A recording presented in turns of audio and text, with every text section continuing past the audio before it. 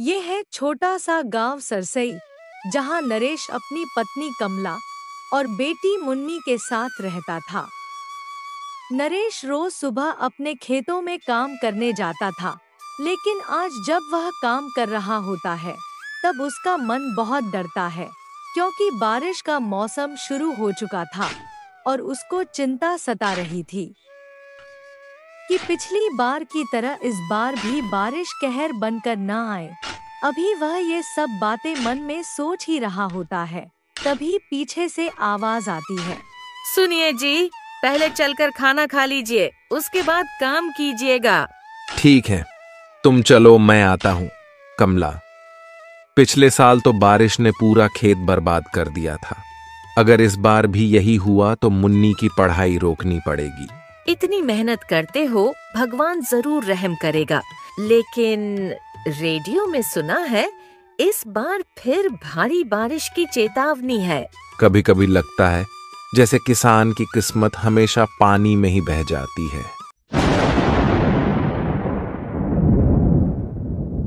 दूसरी ओर गांव की पंचायत बैठक होती है। प्रधान हरनाम सिंह गांव के लोगों से कहते हैं, मौसम विभाग ने रेड अलर्ट जारी किया है। हम सबको गांव के निचले इलाकों में रहने वालों को चेतावनी देनी होगी। मैं और मेरे दोस्त जाकर लोगों को बता देते हैं। नरेश काका का घर तो सबसे निचले हिस्से में है, उन्हें सबसे पहले बताना चाहिए। तभी एक बूढ़ी औरत वहां पर आती है और कहती है, बेटा, बचपन में ऐसी बारिश देखी थी, नदी ने पूरा गांव निगल लिया था। पापा, देखो देखो, दिन में ही कितना अंधेरा हो गया है। ये बादल है मुन्नी, भगवान का भेजा पानी। अगर सही समय पर आए तो अमृत है, और अगर बेकाबू हो जाए तो सजा। अजी सुनिए जी, तुमने गायों को खूंटों से खोला नहीं क्या? अगर तेज बारिश हो गई और पानी चढ़ा तो वो कैसे बचेंगे? ओहो कमला, अभी बारिश शुरू नहीं हुई, तुम्हें तो अभी से चिंता सताने लगी। मुझे भी चिंता है उनकी।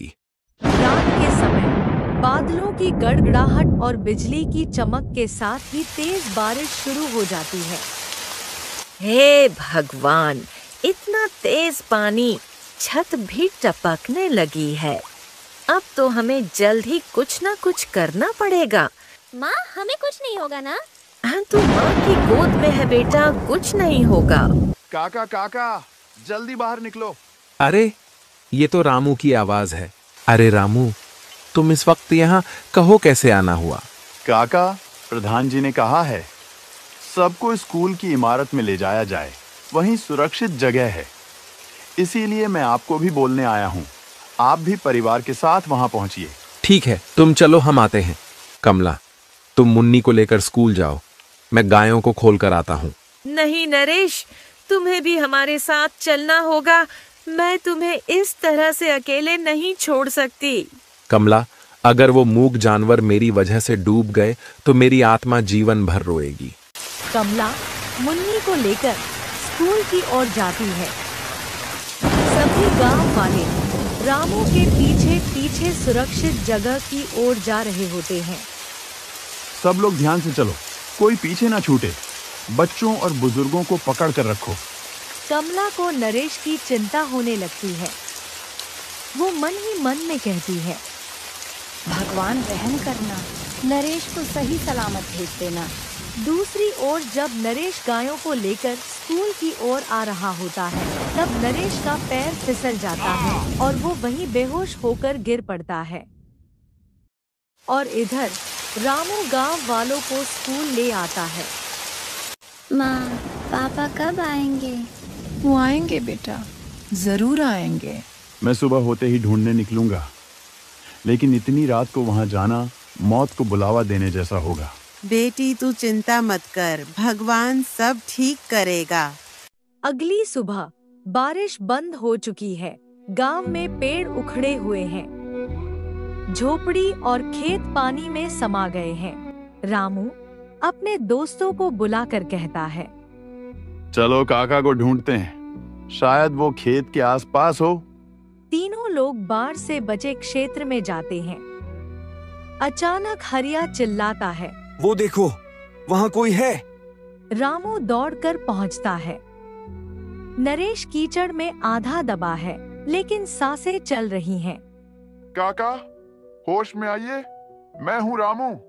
नरेश को जैसे ही होश आता है, वह अपनी गायों के बारे में पूछता है। गंगा और छबीली बच गई? हाँ काका, गाय भी बच गई और आप भी सही सलामत है।